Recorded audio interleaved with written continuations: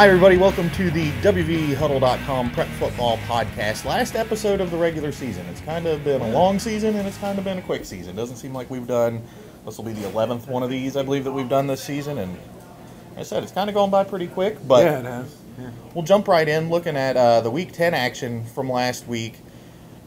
Big game that you were at. We'll do it a little differently. Typically, we start in AAA and kind of work our way down. But the Mingo Central Herbert Hoover game, I was at the game too. It was my first chance to get a look at Mingo Central, and I think maybe ever actually. But I was really impressed with what they had to offer. Started a little slow. The defense was able to force some turnovers. They were getting the ball back, but they just weren't able to do a whole lot with it. They get that big touchdown right before halftime on 4th and long, and then just kind of steamrolled through the second half. What do you think about what you saw out of the Miners on Friday?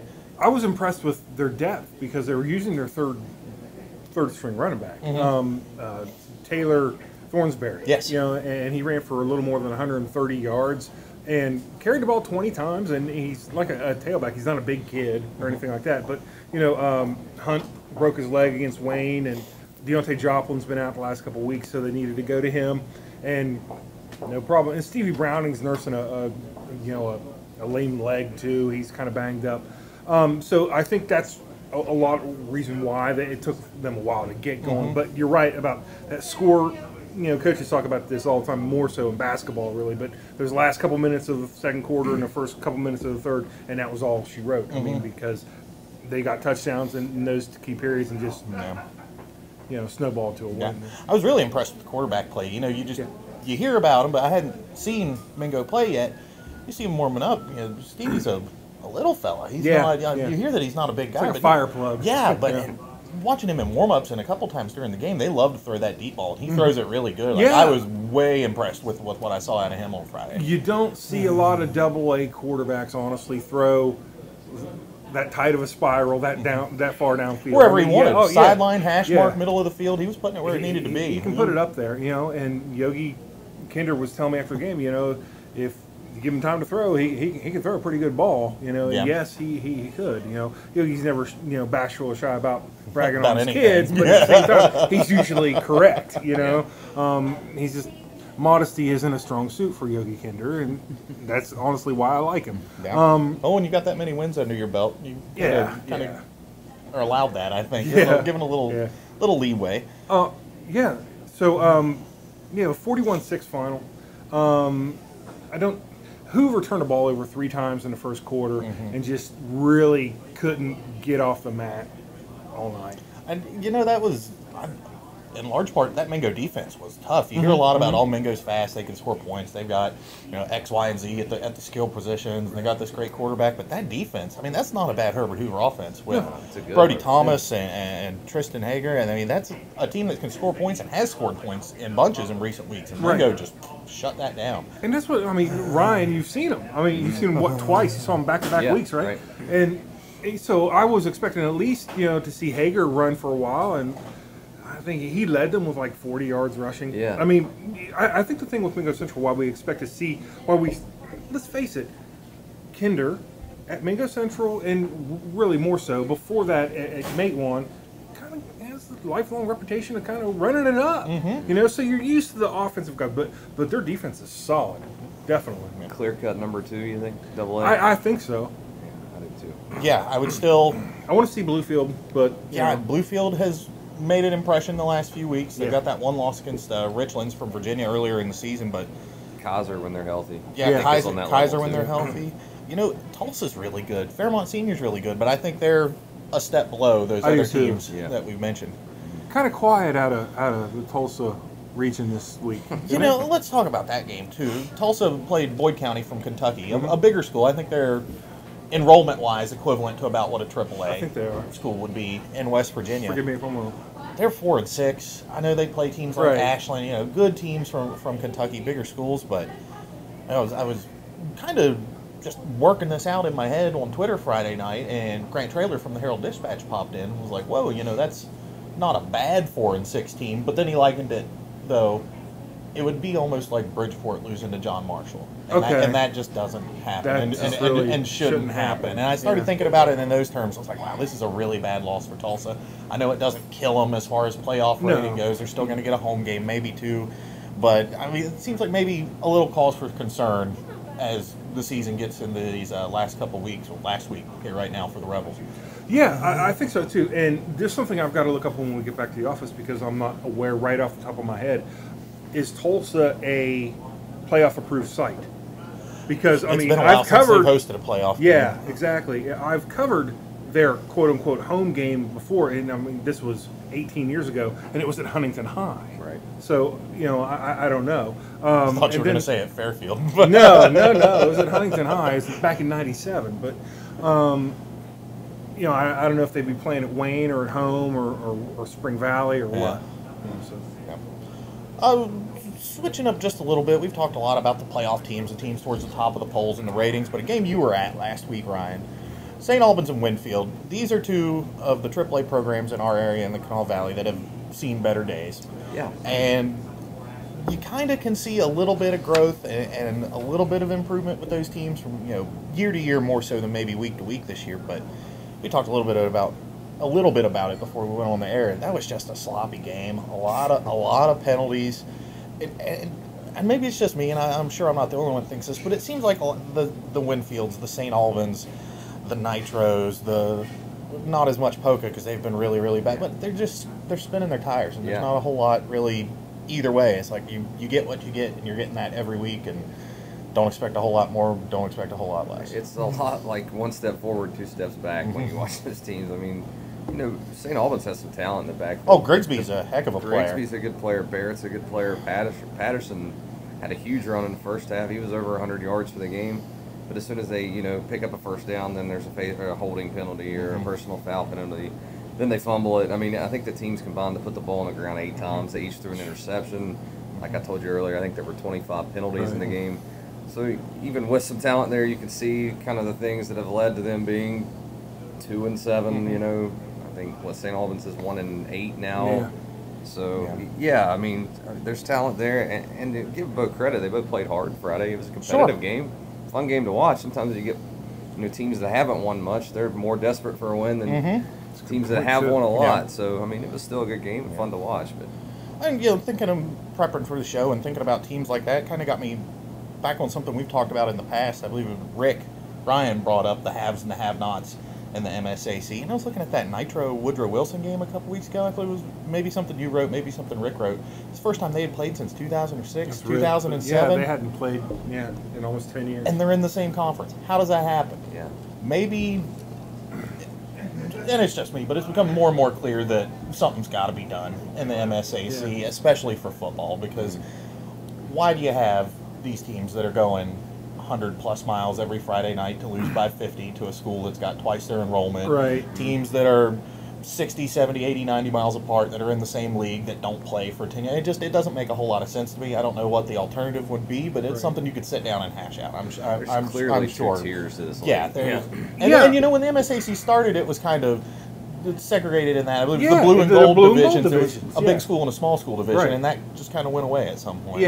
Well, it went to that pod. That's right. That 3 different pods, and you played everybody in your pod, and like one out of the other 2 or whatever. And then they just went to using the SSAC ratings as their determinant for the championship. I'm going to stop you there. That is ridiculous. I think so too. Absolutely ridiculous. I could see it maybe breaking a tie somewhere, but even then, that's got to be like your 4th or 5th tiebreaker. Why don't you? I don't want to go all in on the MSAC. It's their way to not have to address scheduling. Okay. But yeah, I mean, why is it the same league? Again, I'm familiar. I grew up in the OVAC where there was at my time 4 different classes. It was 4A, 3A, 2A, 1, and I think now it might have 5. I don't know. The OVAC seems like it gets 4 new teams every year. I know. I mean, they had a champion for each division, and I don't understand why the MSAC went away. I think I understand it was a scheduling complication, but I don't know why they're holding to it now when there's so obvious of a disparity between the smaller schools in the conference and the 1,000 and ups. Interesting to see what's going to happen here in a couple weeks with the reclassification numbers coming down. You'll a couple MSAC teams, Nitro especially, I've heard even Winfield possibly are close, and some of the smaller schools, Herbert Hoover, close to moving up to AAA. So that's could be some shakeups there, whether just by virtue of that, because I know they don't want to have split between the classes. They don't want AA teams in the MSAC. No. And if you're a AA team, why would you want to play in the MSAC, to be quite honest? But that gives I heard some Hoover guys in the press box talking about the likelihood of them moving to AAA. And, because they were talking about who they're going to add and stuff like that. So I honestly think that there's a pretty sizable contingent at Hoover that is expecting to move up. And it hasn't been that long since Hoover was a AAA school. I mean, you and I both went to Nitro, and our teams played Hoover in AAA MSAC games. Plus, Man was AAA then. Yeah, Man was also I think Man was a AAA team when I started high school. So, it wouldn't be a complete culture shock. Like when Winfield moved up, they hadn't been AAA. This was a new thing for them. But Hoover's been there, done that. They know these teams. They know this league. I don't think it would be as much of I don't want to say culture shock, but of a big adjustment program-wide, not just football for them, but it's tough anytime you go up. And if you go up and go into the MSAC, that's just rough. And we'll stop. Scott was part of that, too, I think. Yes, Scott was also very big then. Well, Scott was in the MSAC. Yeah, Yeah, he used to play Skyhawks in basketball every year. That'll give us a good place to jump off, get into the last regular season Daily Mail. It's been a while. It's the last Gazette Mail poll. That's all season long. First time I've done that, I think. The Gazette Mail football poll is what we're going to get into now. Last one of the regular season, like we said. And starting out AAA, same as it ever was. Cabell Midland, number 1. 9-0, receiving all 10 first-place votes. Bit of a rivalry game on Friday with them and Hurricane. Different counties, but those schools, they butt up against each other. There's a lot of coming and goings, back and forth, transfers, kids, a lot of trash talk on the Twitters and the Facebooks, and a lot of red, and a lot of red jerseys, red pants, whatever. A lot of red in the crowd. At number 2, just moving right on, it's Point Pleasant. They're 9-0. They're at Princeton. That's a big game for Princeton. Not as much for Point Pleasant, but we'll get into sort of the last batch of games this week that have some big playoff implications when we finish up with this. At number 3 in Class AAA, Wheeling Park is 7-1-1. They were 3rd last week. They're at John Marshall. That's another one to keep an eye on. Yep. The next 3 teams in the Class AAA poll are all done with their regular season. Number 4, Martinsburg is 7-2. Number 5, Capital is 7-2. And number 6, Huntington is 8-2. All 3 of those done with their regular seasons. They'll be off this week before the first round of the playoffs. At number 7, GW, George Washington stays at number 7 this week. The Patriots are 7-2, and they host South Charleston. And that's another one we'll get into, because this is a little of a different scenario than the GW South Charleston games used to have. And at number 8, Morgantown, the Mohegans staying put this week. They are 8-2. Their regular season is complete with that big Mohawk Bowl victory against University last week. At number 9, Jefferson, the Cougars also remain in the same spot this week. They were number 9 last week. They're 7-2. They close the regular season on the road at Washington on Friday. At number 10, Brook, the Bruins into the poll this week after being not rated last week. Their regular season is complete, and they are 7-3. 2 other teams receiving votes in Class AAA, South Charleston and Greenbrier East. And we'll kind of do this as we go through each class in the poll.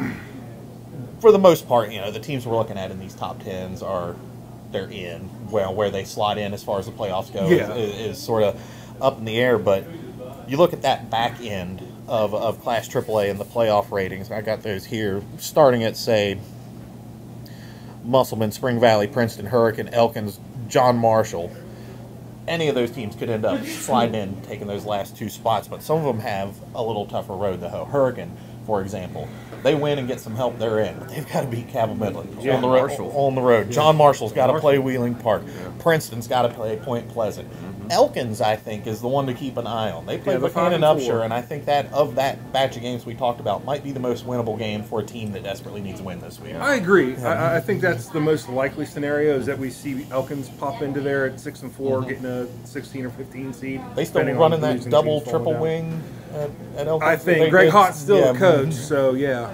Kind of a fun little thing to look at. You looked at the playoff ratings. Season ends today. It's East at Jefferson. Kennedy Award elimination game, perhaps? Could be. Could be. One of the interesting things, and maybe we can... You direct this stuff, and you do it better than I do, so I'm not going to try. Okay. Here's the thing. Brooks at number 10. Everybody else stayed put in the AAA poll. Brook popped in there at number 10, bumping South Charleston, who won. Right. beat Riverside by not a landslide. Sure. You know, I think it's got to the point where I think South Charleston has to prove itself. Yeah. You know, and that's something we've talked about the last couple of weeks. Okay, who you beating? You're winning games. Who are you beating? And we talked a little bit about this before we started recording about just stacking up, say, like the numbers for Kentrey Greer, the quarterback for South Charleston. He had 50 touchdown passes last year. And what's he got this year? 16. 16. They're going to end up with the same record that they had if they beat GW on Friday. They'll be 7-3 like they were last year when they went. When they went on that run to the state title game, but in far less impressive fashion this year. And I don't know whether that's fair or not to maybe hold it against them because you don't want to be like, oh, well, last year you did this, last year you did that. It's a lot of the same guys. What's the difference this year? Are people better prepared? There's tons of tape out on the South Charleston offense. Right. Everybody knows about what they want to do, but really until this year, you're like, okay, well, you know what we're going to do? Stop it. Teams are starting to stop it. Now, the good teams are starting to stop it now. Yeah. The thing is, okay, what? They're 6-3 now, right? Okay. They lost to Capital. They lost to Spring Valley. And the third loss in Midland. Okay. Only the Spring Valley loss is a surprise, honestly. And even that's a good Spring Valley team. Yeah, exactly. I mean, well, everybody thought, everybody knew that Spring Valley is really young this year. Okay? Loaded with underclassmen. I mean, barring a crazy finish and Nunu Miller running for 200 yards in the second half and overtime, they beat GW last week. So I think South Charleston's a lot closer record-wise to being what myself and a lot of people thought they might be anyway. It's just that through the injuries and everything, they haven't done it impressively, I think their most impressive performance was in a loss. Might have against been Cabell Midland. I thought that was as good as they played all year. They came the closest to any team Midland's played, I thought, to beating them. I mean, so they're obviously not far off. Right. They've got an opportunity. Like we said this last week that GW game was the opportunity for them to show that South Charleston is still a contender. Yeah, and I haven't crunched the numbers. You might actually know this. If they lose, are they in a safe spot to get into the playoffs? Oh yeah, I think so. I mean, they haven't locked in a spot, but the realities of the situation. I mean, the matchups that have to fall against them. It would take a lot of upsets this week. Yeah, okay. Yeah. Yeah, like you said, some of those teams below them have some tough matchups. I mean, like I said, Princeton's got to play Point Pleasant. Now, they get that game at home, but Point Pleasant's just, better and better every week. I know, again, we talk about who they playing, but they keep beating the tar out of people every week. John Marshall, Wheeling Park, Hurricane, and Cabell Midland, a lot would have to go wrong for South Charleston for them to be out. Right. Using prognosticators and stuff like that, I think one scenario I looked at had South Charleston losing this week, getting the number 15 seed and going to Point Pleasant in the first round. I saw that too. I proposed that to somebody that I hadn't even seen that was a possibility, and just sat there and thought, like, wow, poor Point. I mean, that's the first round opponent you're going to draw. Yeah, I mean that's a real possibility for South Charleston if they lose this week. It'd be fun though. Yeah. All right, we'll move on there and jump into the Class AA poll, and you may have noticed through the magic of technology, we've made Rick Ryan appear at the table now. So, Rick, glad to have you here. Get you caught up. We've gone through our spiel to open up. We've gone through the Class AAA poll, and we're starting with AA now. And much like in every other poll we've put out this year, Bridgeport's the number one team in Class AA. The Indians are 8-0-1. Of course, they were number one last week, and they host AAA opponent Preston on Friday. Number two, Bluefield. The Beavers 7-1, coming off of that big win against James Monroe. They play that end-of-the-year game. It's kind of become a tradition for them. They play Wayne, and that's at home at Mitchell Stadium down in Bluefield. Number three, Mingo Central. The Miners, we mentioned, beat up on Herbert Hoover last Friday. They are 8-1, up 2 spots from number 5 last week. They're at Westside. Tulsa's at number 4, dropping 2 spots after that loss against Boyd County from Kentucky. They host Poca this week. It's a tough one for Poca. Mad Tulsa coming off a loss.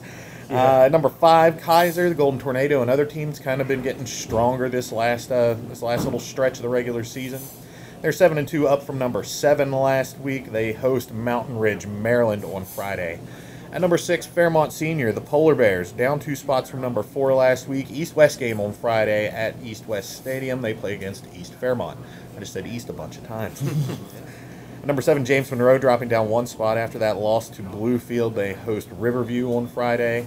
At number 8, Robert C. Byrd, 6-3 at Philip Barber. Another team maybe not quite as good as, say, like Kaiser, like we were talking about, but kind of doing the same thing. They're getting really strong, and some of the people I've talked to from up there said, I'd put them ahead of Fairmont Senior right now. I know they played first week of the season, the game you were at, but seems like the Flying Eagles are making an impression on some of the other coaches and writers up in that part of the state. At number 9, Weir, not rated last week, 7-3. Their regular season is complete. And at number 10, Lincoln, 7-2 at North Marion on Friday. That's a game we'll get into with some playoff implications. The others receiving votes in Class AA, Summers County, Chapmanville, and Wayne.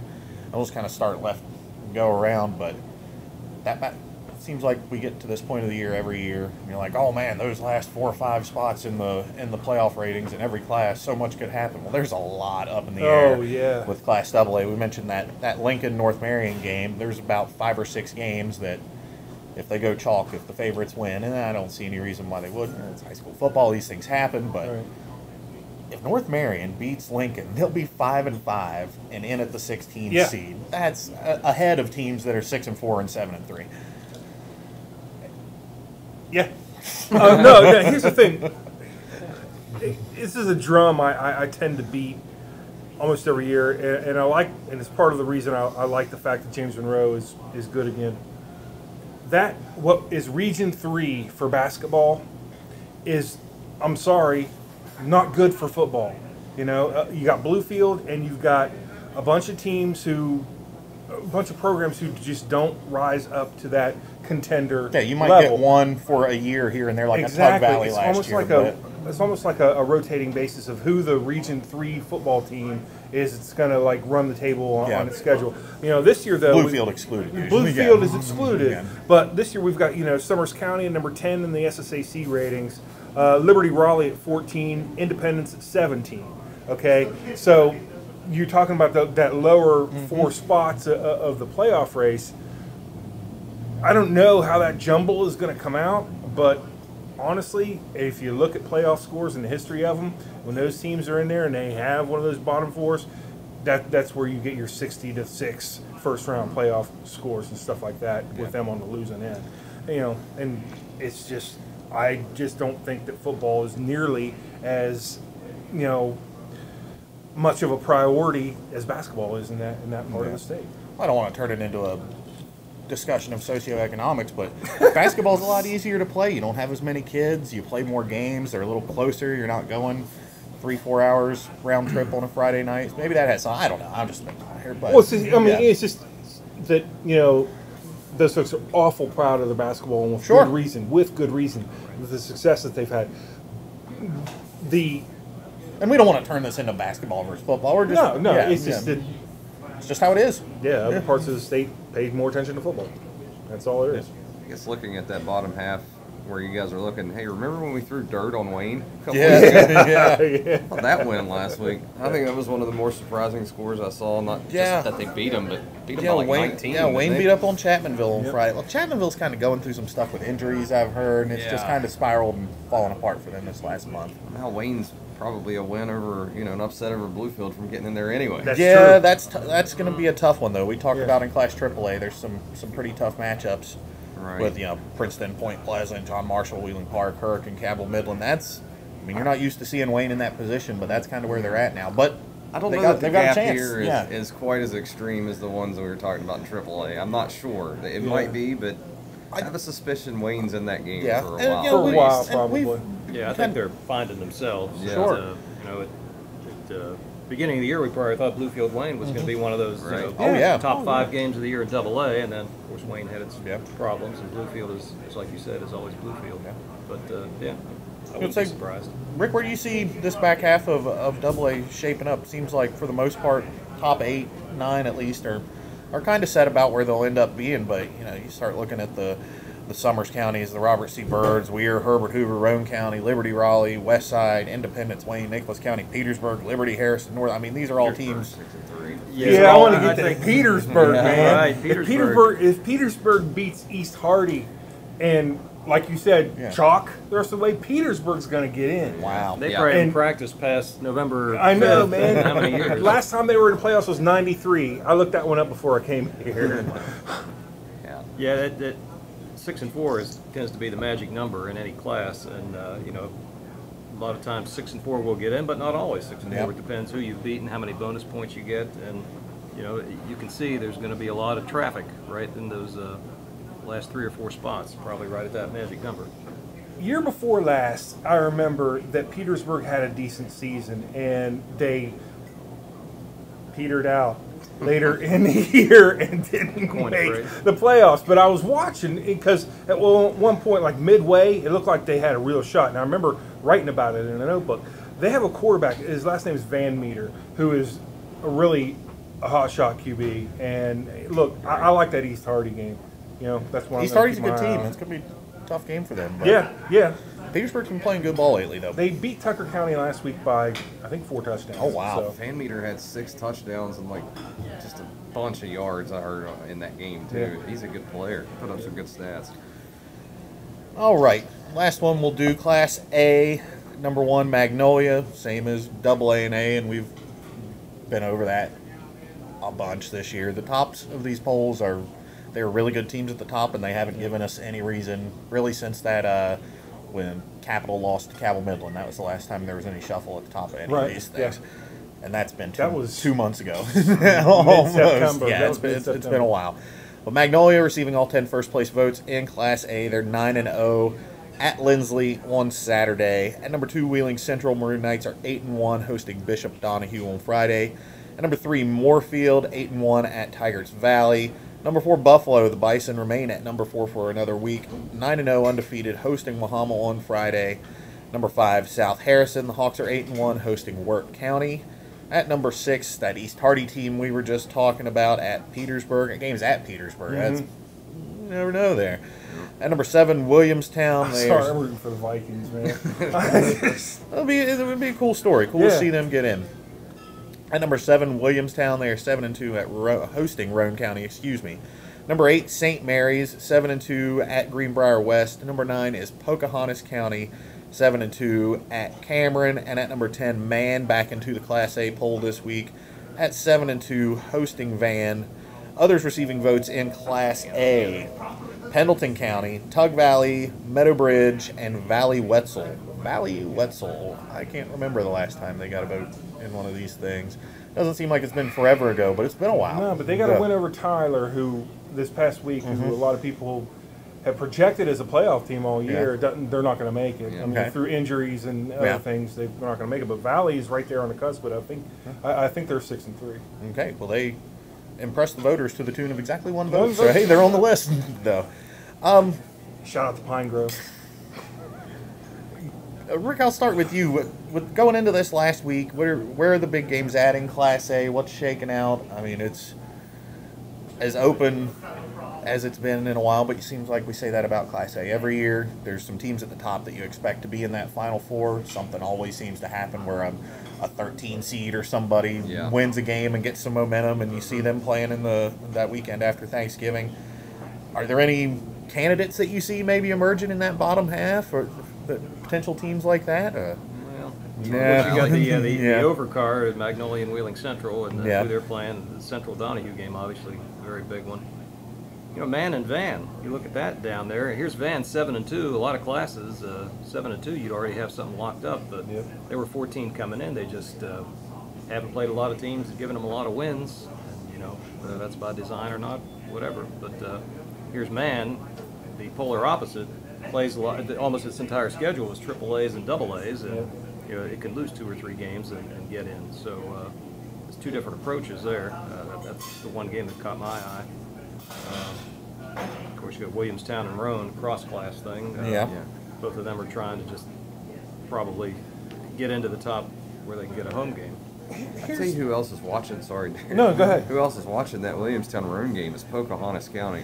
Yeah, they've Vernon got some can beat bonus Williamstown. points. It looks like Pocahontas might slot into a home game. Yeah. And that's Wow. a tough place to go play. No kidding. It's as just a St. tough Louis. place to go, let alone Dunmore, play right? a Is that what it game. is? Yeah. Dunmore? Yeah, so, and I think we talked last week, they're kind of one of the hotter teams in Uh-huh. Class A, so that's They got that win over Man that we were talking about a couple weeks Right. ago, so there'd be a lot of eyes on Williamstown, Roane County this week. It should be an exciting game. Yeah, that Yeah. should be a talk really about good the game. Tom and May matchup, and should be exciting. You know, the thing that Rick, I want to ask you about is Central. You know, at number 2, a solid number 2 in the poll, yet they're in a tie with Man for number 6 in the rating, based obviously on largely on strength of schedule Sure. and stuff. So, and now I had Central ranked 3rd on my ballot this week. Okay, why are we giving Central a benefit of the doubt the way we are? I think past performance, obviously. Had a couple bad breaks. The team they were supposed to play last week canceled their season. Yeah, Carrick. So, yeah. you know, you don't get any bonus points. You don't get a game. You know, suddenly you're kind of like Bluefield with 2 weeks toward the end of the season, and you're not even playing. I think they're playing whoever wants to play them, and yeah, how close was that game with Magnolia? Was it a 2 touchdowns? It was a or 2-touchdown two game, touchdown yeah. game. And you know, Central, obviously Magnolia too, didn't make the playoffs last year. So Yeah, they're that's still another trying thing to- that's really interesting. Yeah, they're trying to find themselves, I think, and you know, losing a game last week certainly didn't help that. But I've been voting them number 2. I just Yeah. think I've had them like I too, give them the a couple benefit of a times. doubt. I just think they've proven themselves against a lot of these teams that are chasing them in the last 10 years, and you know, Do you- until do you you- see different. Do you think that gets to what we were talking about a couple weeks ago in there being really 2 different Class A's? Oh, definitely. Yeah, I think, and you could say the same thing in Double A too. Bridgeport and, Right. and everybody who's trying to chase them, perhaps Bluefield, if this is one of Bluefield's better teams. Yeah, I mean, you could probably go through just about every class and lop off a point where you think the real contenders are, and then everybody below that is, you know, playing for 3rd or 2nd or whatever. Right on. Derek, how about you? Surprise team in Class A you could see maybe fitting that mold of someone to come out of the bottom half, or maybe only, you know, a 7 or 8 seed team that's only going to get 1 home game that you might see in that semifinal weekend? East Hardy, Okay. honestly, as much as I'm, you know, talking about people. I'm not like. Say, as much as you're let's rooting for clarify an Petersburg this asterisk week. here. I'm rooting for Petersburg because I, like probably everybody sitting here, am a sucker for the better story. Sure. And Petersburg making the playoffs after a 22-year drought would be the better story out of that. But East Hardy is the only team to have beaten Moorfield. And, you know, their only loss was on a Monday night game that got postponed. And you take high school kids and you just put them in a weird situation. You Yeah, don't you really get out know of how they're that going game to day react. routine, and it's, You know, anything can happen. Now, we've got them at number 6 in the poll. They're at 4 in the SSAC ratings. They're going to have at least one, if they win Friday night, at least 1, probably 2 home games. And Baker's not down the street, man. No. You know, so I think if East Hardy gets into that top and stays into that top 4 heading into the first week of the playoffs, I think they got a real good shot at making a run to the semis. Yeah. All right, well, that just about wraps us up for the week. Of course, again, we are at Adelphia Sports Bar and Grill at 218 Capitol Street. Hope everybody came out and had a good time at that Halloween party. Sounded like it was a good time. Maybe not so much that Thursday West Virginia game, but TCU's tough. And of course, they've got specials, food, drink specials pretty much every night down here. Come down for happy hour. They've got all the different sports packages: hockey, baseball, basketball, football on Sundays, college football on Saturdays. Whatever game you want to watch, you can usually watch it on any of the, and I'm only slightly exaggerating, 300 televisions in this room. But again, at Adelphia 218 Capitol Street, they've been great and gracious hosts to us throughout the majority of this season. It's been a great season. Very for good this people to work year. with. And yeah, this isn't the last one of the season. We're going to keep doing this through the playoffs. But last regular season episode. And guys, anything you want to part with this week? I know we've kind of hit all the buttons, getting you set for this big weekend of of prep football in West Virginia. But anything we missed, Rick, you missed a bunch of it. So I did. Let him have the last word. The Rick Ryan hour. Well, I know that it's kind of a running gag here. We get on Buffalo a little bit, even though they're 9-0, and you think they're 4th in our poll and 5th in the SSAC rating. You think why are they not getting any love? And we'd say, well, you need to play somebody. And I went back and looked, and 2 years ago, of course, they're trying to go from 0-10 in 2013 to 10-0 this year. I looked, 7 of the teams that they played in 2013 are still on their schedule. Not one of those teams has a better record this year than they had last year. Wahama was 10-0, now they're 4-5. Greenbrier West was 12-2, and in the state finals, 3-6. Parkersburg Catholic was 7-3, now they're 1-8. So Buffalo is basically playing the same schedule, the one that they went 0-10 against. And it's just all their opponents have hit the skids this year. It was like 44-30 was the record of those teams 2 years ago, and now they're 19-45. So, there's not much Buffalo can do about right, that. Buffalo, Right? You can't control what your opponents are going to do. Obviously, if they had known they were all going to be in the tank, they might have, gone out and tried to schedule somebody a little better. But they did what they've always done, and I don't think you can fault them. For, and I mean we give Buffalo a little bit of a hard time, but I mean it is what it is. Record, like, and you see them trailing teams with 1 loss, and that's how those things happen. They're completely out of their control. You can't win games for the teams you play.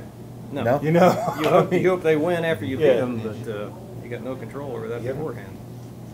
All right, well, it's a good spot for us to sign off, getting ready for that big weekend, big final weekend of the regular season in West Virginia high school football. Of course, you can find all of our high school football coverage online at wvhuddle.com. We've got stories, photo galleries, the SSAC ratings, the Gazette Mail poll, Player of the Week, some highlight videos typically with our Game of the Week every week. Excuse me, nose dish there for a second. Just all kinds of stuff there over at wvhuddle.com. You can follow us on Twitter at wvhuddle. We're all over Facebook and Instagram. We're on social media. You can find the Huddle there somewhere. All of our other sports coverage from the Charleston Gazette Mail online at wvgazettemail.com/sports. That's WVU, Marshall, the Mountain East Conference, with pretty good emphasis on University of Charleston, West Virginia State, other high school sports. We've got it all covered all the way around. We're online there on Twitter at GazMailSports. And Derek Taylor has a new Twitter handle this week, so everybody needs to get hip to that. It's at GazMailDT. That's right. This guy's at Arpret on Twitter. I'm at Tom Bragg Sports, and this is at Rick Ryan WV. Rick Ryan WV. I always want to call you R Ryan. Arpret messes me up on it every week. Right. Well, I forgive it. All right, thanks for watching, guys, and we'll get caught up with you after all the fun on Friday and the playoff meeting on Sunday. We'll know who's playing, where, and when, and we'll get you set up for the first weekend of the high school football playoffs in West Virginia. See you later.